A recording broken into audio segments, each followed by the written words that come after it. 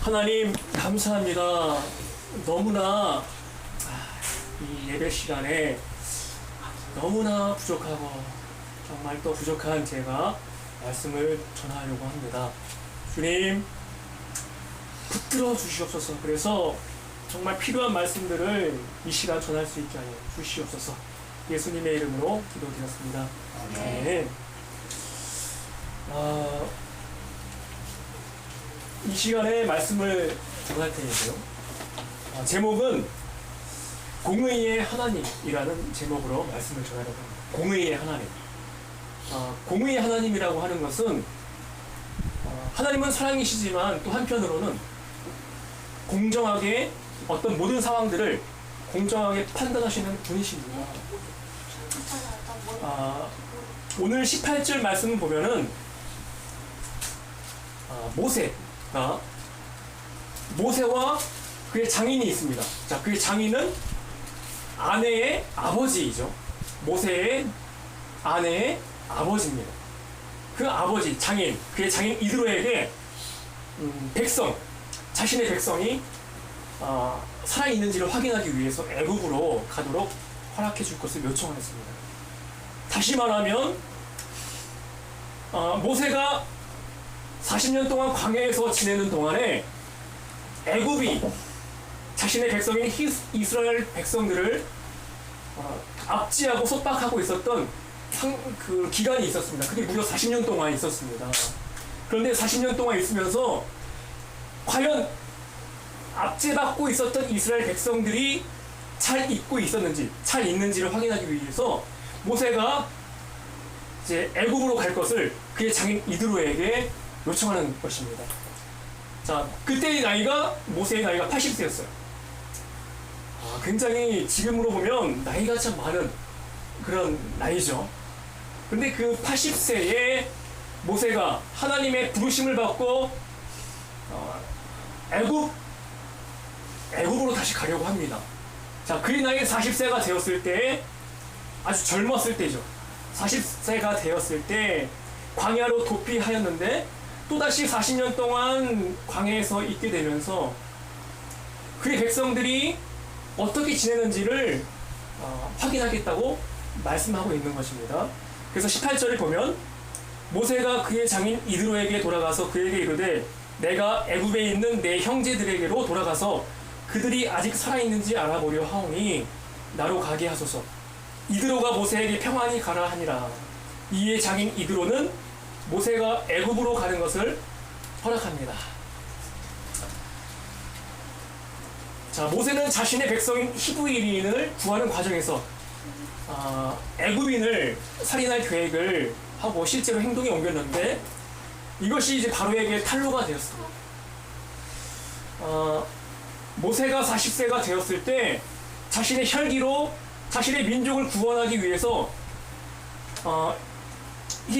자신의 민족을 속박하려고 했었던 애굽인들을 죽이려고 계획하고 있었고 실제로 행동에 옮겼었는데 지금은 하나님께서 모세에게 명령하셔서 모세가 가고 있는 것입니다. 젊었을 때 내가 무언가를 하려고 했던 그 계획들을 다 실패하였지만 이제 80세가 되고 자신의 모든 육체와 힘과 열정들이 다 사그라진 그때에 힘이 없어진 그때에 하나님께서 비로소 모세에게 가라고 명령하시는 것입니다. 그런데 모세에게는 다시 돌아가려고 하는 그 현장이 가는 데 있어서 마음이 굉장히 꺼렸을 거예요. 왜냐하면 자신이 살인했던 그 현장으로 다시 돌아가려고 하는 것입니다. 자신이 마주치고 싶어 하지 않은 그런 상황 가운데로 다시 돌아가야 합니다. 자, 지금 모세는 미디안이라고 하는 그 지역에 있고 모세가 하나님께로부터 지시를 받아서 가려고 하는 지역은 애굽이라는 곳이에요. 현재의 이집트의 지역입니다. 이집트 지역과 지금의 현재의 사우디아라비아 지역인 미디안 지역. 자, 미디안에 있었던 모세가 하나님의 부르심을 받고 다시 그가 원래 태어났던 애굽에 다시 돌아가려고 하는 것입니다. 자신이 살인하였던 그 현장으로 다시 돌아가려고 하는 것입니다. 그런데 마음의 거리낌을 하나님께서 씻어주시기 위해서 모세에게 하나님께서 이런 말씀을 하세요. 19절입니다. 여호와께서 미디안에서 모세에게 이르시되 애굽으로 돌아가라. 내 목숨을 노리던 자가 다 죽었느니라. 이 말씀은 무엇입니까? 모세가 40세 때 행했던 그 실수, 살인을 저질렀던 그 실수를 하나님께서 인정하셨습니다. 자, 우리가 어떤 일을 행할 때 하나님께서 그 일들을 다 알고 계세요. 그런데 그것을 인정받지 못하고 내가 자의로 무언가를 하려고 하면 하나님께서 도와주시지 않습니다. 내가 그 길을 가려고 할 때 하나님께서 내가 너의 길을 다 계획해 놓았으니 너는 나만 믿고 따라오라고 말씀하시면 그것은 하나님께 바로 인정받았다는 것을 암시하고 있는 것이에요.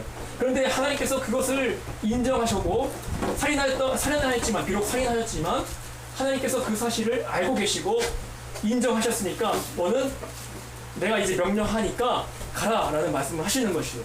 그래서 살인을 저질렀지만 내 목숨을 노리던 자가 다 죽었느니라. 왜 모세의 목숨을 노리던 자가 있었습니까?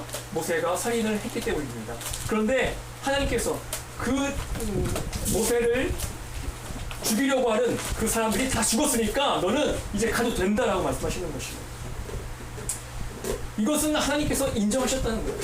내가 뭔가 실수를 했습니다. 근데 하나님께서 인정하세요. 보고 계십니다. 그래서 그것을 알고 있다는 것이 무엇입니까?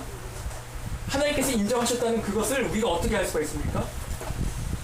내가 지금 가려고 하는 그 길이 어떠한 길인지를 몰라요. 가을이가 지금 깨려고 바둥바둥 하고 있습니다. 왜 자꾸 저 가을이 재우세요? 아유, 저도 지금 땀이 많이 납니다. 그러세요? 그래서 하나님께서 인정하시는 길이 아니면 힘들어요. 어떤 길을 가든지 꼬여요. 그런 경험 해보셨습니까? 내가 내 마음대로 어떤 길을 가려고 하면 환경에 부딪히고 어렵고 뭔가 풀리지 않는 그런 일들이 계속해서 일어나는 것을 보게 됩니다. 그런데 하나님께서 인정하시는 길은 비록 잠깐 내가 알 수 없는 그 길이라고 할지라도 이미 하나님께서 계획해 놓으시고 예비하신 길이기 때문에 그 길만 쭉 따라가면 내가 하지 못하는 어떤 환경에 내가 어떻게 할 수 없는 그런 환경일지라도 하나님께서 척척척 알아서 해결해 주시는 것을 우리 경험하게 됩니다. 이럴 땐 하나님께서 나와 함께 하신다는 것을 알게 됩니다. 모세가 지금 가려고 하는 그 길은 하나님께서 인정하신 길이기 때문에 모든 것들을 다 예비해 놓고 계시는 것입니다. 그래서 애굽으로 돌아가라고 말씀하신 분은 하나님이십니다. 우리가 종종 인정하지 않는 그 길을 따라갈 때 부딪히는 것을 보지만 모세가 지금 가려고 하는 길은 하나님께서 인정하시는 길인 것입니다. 자, 우리가 하나님과의 관계를 살펴보아야 할 이유가 있습니다. 하나님과의 관계가 올바르면 내가 가는 그 길이 하나님께서 인정해 주시는 길이겠죠. 근데 내가 하나님과의 관계를 어떻게 확인할 수가 있습니까? 내가 정말 하나님의 자녀인지를 아닌지를 어떻게 할 수가 있죠? 성경은 이렇게 말씀하고 있습니다. 만일 너희 속에 하나님의 영이 거하시면 너희가 육신에 있지 아니하고 영에 있나니 누구든지 그리스도의 영이 없으면 그리스도의 사람이 아니라. 하나님의 영이 내 안에 계신다는 것이요. 그래서 그 영이 없으면 그리스도의 사람이 아니라고 말씀하고 있습니다. 자, 성령께서 내 안에 계시기 때문에 내가 그 길이 맞는지 아닌지를 증거하고 계시고 또 잘못된 길로 갈지라도 하나님께서 내 안에 계신 성령께서 그 길이 아니다라는 것을 말씀하시는 분이 바로 내 안에 계시는 성령님이시라는 것입니다. 이렇게 하나님과의 관계가 올바르게 될 때 내 안에 계시는 성령께서 그것을 증거하시고 계시듯이 하나님께서 지금 모세에게 증거하고 계시는 것은 내가 너와 함께 하겠다라고 하는 그 말씀입니다. 자, 모세의 손에 들려진 하나님의 지팡이가 바로 그와 같은 역할을 하고 있습니다. 자, 모세가 하나님께서 함께 하신다는 어떻게 할 수가 있습니까? 하나님의 지팡이, 그 지팡이가 저번주에 우리가 뭐하라고 배웠습니까? 지팡이가 뱀으로 되게 하는 그 이적을 하나님께서 허락하여 주셨습니다. 그래서 그 기적을 애굽에 있는 지도자들에게 보였을 때 그것을 보고 믿겠다라고 하나님께서 약속을 해주셨어요. 그 지팡이가 지금 모세의 손에 들려지고 있습니다. 하나님만이 아시는 그 계획들을 지금 모세에게 보여주셔서 말씀하시고 계시는 것입니다.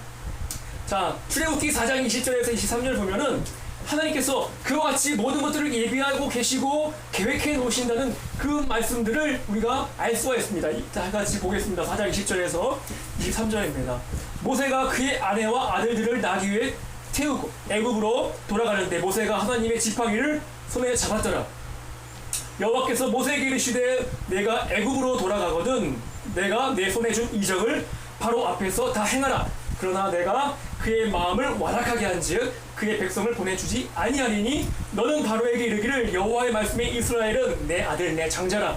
내가 내게 이르기를 내 아들을 보내주어 나를 섬기게 하라 하여도 내가 보내주기를 거절하니 내가 내 아들 내 장자를 죽이리라 하셨다라 하시니라. 이렇게 모든 것들을 하나님께서 모세를 보내시려고 하셨을 때는 이미 어떻게 될 것을 이미 하나님께서 모든 것을 알고 계셨습니다. 자, 하나님께서 애굽을 심판하시기 위해서 모세를 지도자로 보내시는데 여기에는 이중적인 두 가지의 의미가 내포가 되어 있습니다. 첫 번째는 이 세상을 상징하는 애굽이라고 하는 이집트를 심판하는 것입니다. 이 애굽이 이 세상을 상징하는데 지금 애굽이 하나님의 백성, 나의 백성인 이스라엘을 지금 속박하고 있습니다. 노예로 있었던 이스라엘을 지금 억압하고 있는 것이죠. 노예가 얼마나 비참한 삶을 삽니까? 그런데 하나님의 백성인 내가 백성으로 삼고자 하는 그 이스라엘 백성들이 지금 애굽에 있는 지도자들에게, 애굽에게 고통을 받고 있어요. 그래서 그 고통을 주고 있는 그 세상을 상징하는 애굽을 심판하려고 하시는 것입니다. 그것이 첫 번째 의미이고요. 두 번째는 그 심판하심으로써 하나님께서 많은 이적들을 베푸시는데 10가지의 재앙이 있어요. 그 10가지 이적들을 통해서 바로 하나님이 이 세상을 주관하시는 참 하나님이시다라는 것을 보여주기 위한 것입니다. 첫 번째는 애굽의 속박으로부터 하나님의 백성인 이스라엘 자손들의 구원을 받는 것을 의미가 있습니다. 이것은 이 세상을 살아가는 우리 그리스도인들이 많은 세상에 살아가는 동안 나그네로 살면서 고통당하는 가운데 있습니다. 고통당하는 가운데 하나님께서 우리를 구원하여 주시겠다는 그 의미가 있습니다. 그러기 위해서는 그 세상 신으로부터 우리가 구원받아야 하는데 그러기 위해서는 하나님께서 이 세상을 심판하는 일이 먼저 있어야 합니다. 그래야만 이 세상이 놓아주기 때문입니다. 그래서 하나님께서는 애굽에게 모세를 보내시면서 10가지 재앙들을 통해서 심판하시려고 하시는 겁니다. 그 심판의 10가지 재앙을 통해서 마지막 심판인 내 아들, 내 장자를 죽이리라 라고 하시는 그 심판, 마지막 심판을 통해서 결국 애굽이 이스라엘 백성들을 놓아줍니다. 이것은 어떤 의미가 있습니까? 우리 하나님의 백성들이 이 세상의 속박으로부터 벗어나는 것을 상징합니다. 이 세상은 사탄이 지금 통치하고 있는데 여러 방법들을 통해서 많이 그리스도인들이 이 세상을 살아가는데 너무 힘겹게 느껴지도록 우리를 속박하고 있습니다. 이러한 것이 하나님께서 모든 것을 풀어주시겠다는 것이 이러한 사건을 통해서 하나님께서는 단지 하나님의 백성들을 구원하시기 위해서 아무런 죄도 없는 애굽인들을 심판하신 게 아니라 이미 많은 신들, 허망하여서 없어질 그런 신들을 우상으로 섬기고 있는 애굽인들을 심판하심으로 말미암아 하나님만이 참 하나님이심을 깨닫게 하시려고 하시는 것입니다. 자, 그런 심판을 통해서 하나님께서 영광을 받으십니다. 그것은 당신의 공의와 영광을 보여주시는 것입니다. 그런데 심판은 비록 이 세상에 있긴 하지만 하나님의 백성에게도 하나님의 심판이 임합니다. 당신의 백성이라도 잘못을 범하면 오히려 더욱더 큰 심판을 받습니다. 자, 이스라엘 백성들이 애굽에서 광야에서 무려 40년 동안 뺑뺑 돌아가면서 그렇게 지냅니다. 2년이면 2년이면 통과할 수 있는 길인데 이스라엘 백성들이 광야에 있는 동안 원망 불평을 하게 됩니다. 광야에서 있는 동안에 하나님께서 먹여주시고 재워주시고 있을 것들을 다 필요를 다 채워주셨는데도 불구하고 단지 물이 없다는 이유로, 뭐가 없다는 이유로 하나님을 불평하고 원망합니다. 그럴 때 하나님께서 어떻게 하셨습니까? 심판하셨어요. 2년이면 갈 수 있는 그 가나안 땅을 무려 38년을 더 연장이 되었습니다. 그래서 40년 동안 광야에서 있게 되었습니다. 이것은 무엇입니까? 우리가 하나님을 원망과 불평으로 불신하는 삶을 살아갈 때 하나님께서 심판하신다는 것을 우리가 알 수가 있습니다. 따라서 우리가 하나님께 나아가야 할 자세가 어떻게 되어야 됩니까? 경외하며 하나님께 나아가야 합니다.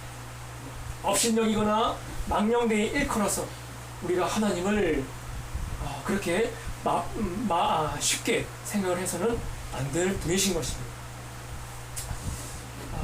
저도 이 하나님을 경외하고 두렵고 떨림으로 나아가야 된다는 사실을 머릿속으로는 알고 있습니다.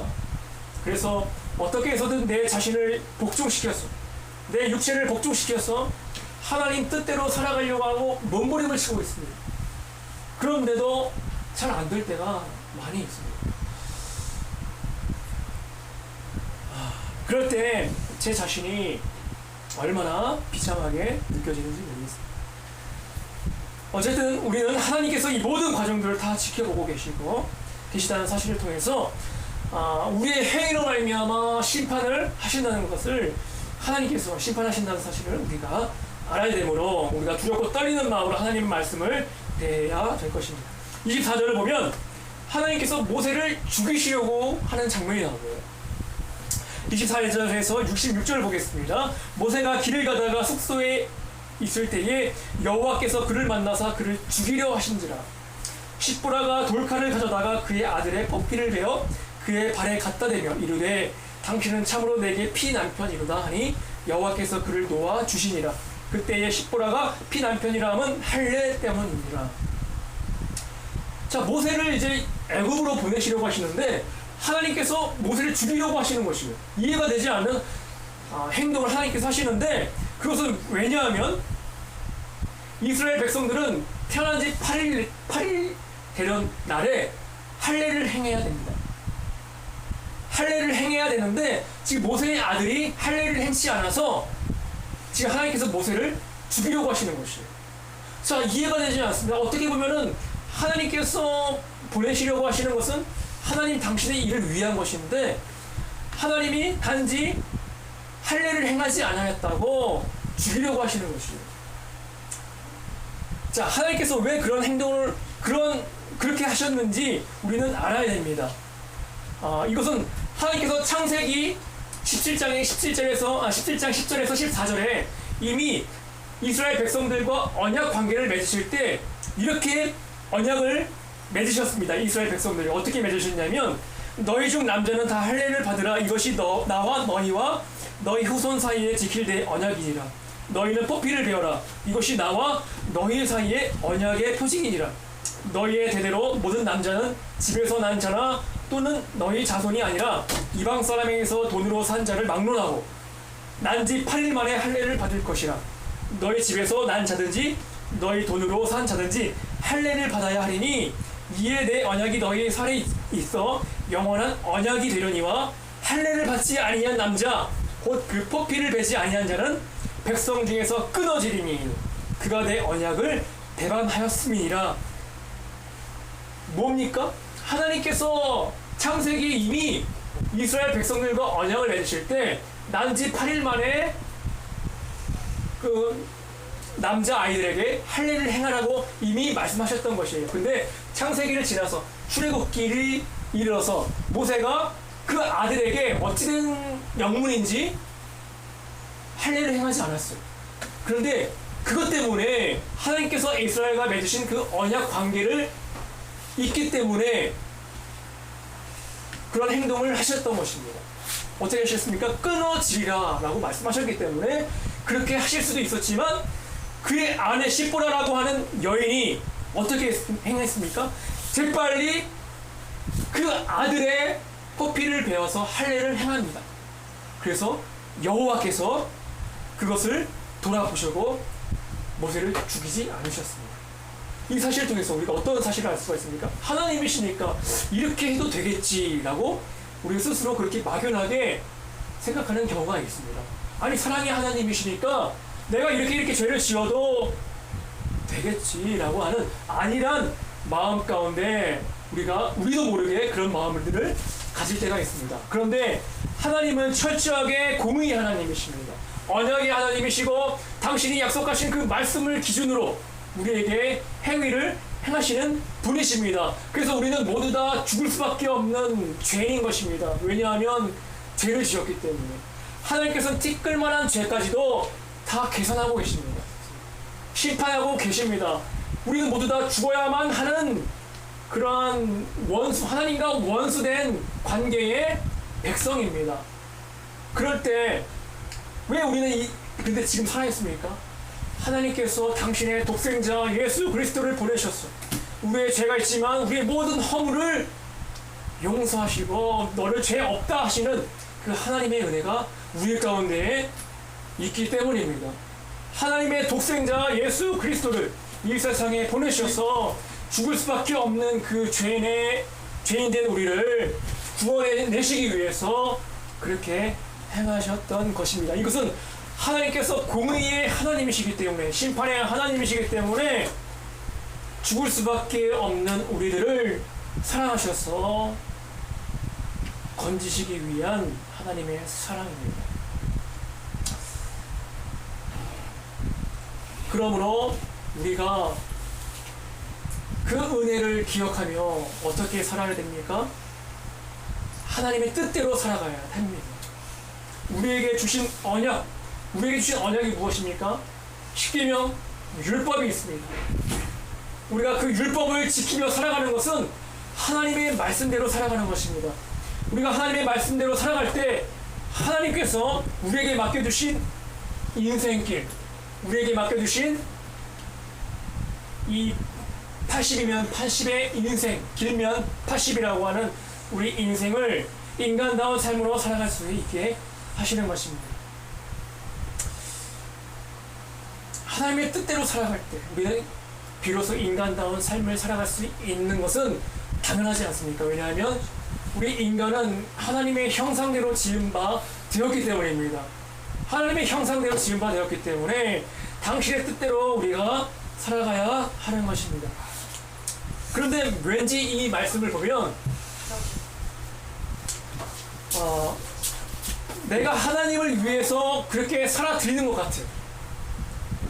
마치 하나님의 말씀대로 살아가는 것이 짐 같아요. 무거운 짐 같아요. 나는 화를 내고 싶고 내가 내 마음대로 행동하고 싶은데 내가 그렇게 하지 말라고 하는 것이 하나님의 뜻이라고 하는 것이. 근데 생각해보면 너무 억울하지 않습니까? 아니 왜 내가 하나님 때문에 이렇게 살아야 되지? 라고 하는 그런 의문을 가질 때가 있습니다. 그런데 사실은 하나님의 말씀대로 하나님의 뜻대로 살아가는 것은 우리 인간을 위해서 하나님께서 우리 인간이 어떻게 하면 참다운 삶을 살아갈 것인지를 잘 아시기 때문에 그렇게 말씀하신 것이에요.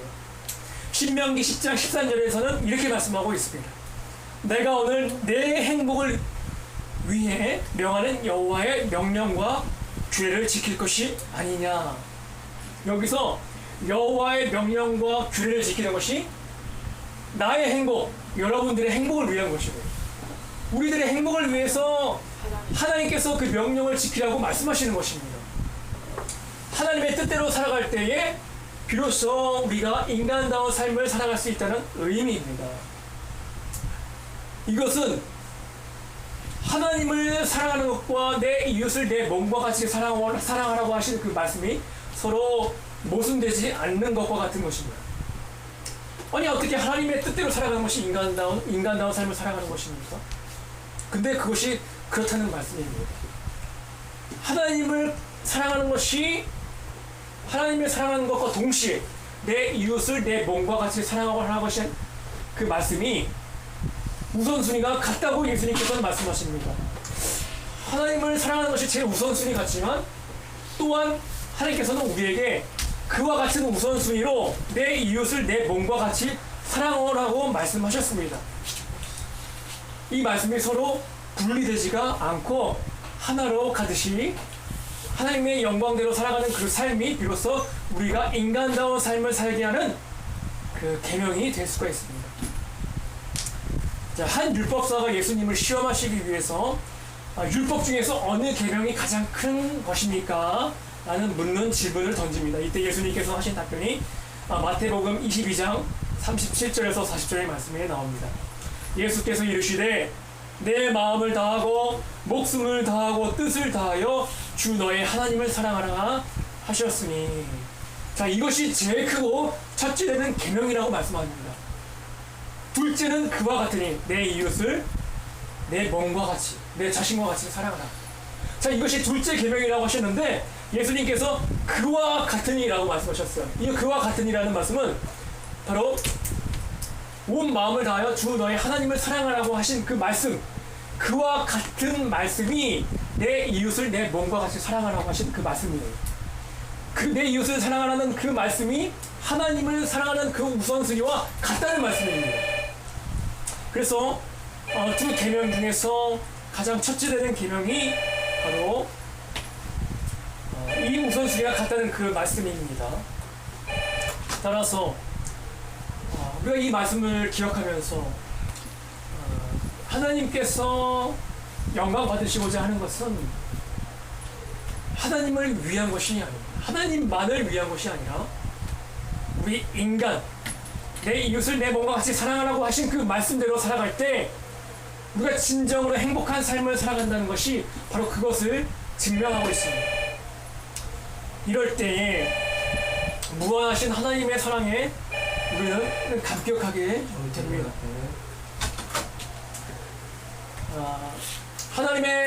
하나님께서는 공의의 하나님이시지만 하나님의 공의는 하나님의 사랑에 전제하고 있습니다. 하나님의 사랑의 속성이 하나님의 공의의 심판으로 나아가는 것입니다. 그런데 하나님께서 사랑하라고 하신 그 말씀이 우리에게 어떻게 삶 가운데 계명을 지켜야 될지를 우리가 이제 알았습니다. 그러므로 우리는 그 하나님의 사랑에 감격하지 않을 수가 없습니다. 이 모든 사랑을 우리에게 보여주신 하나님을 찬양하십시다. 기도하겠습니다.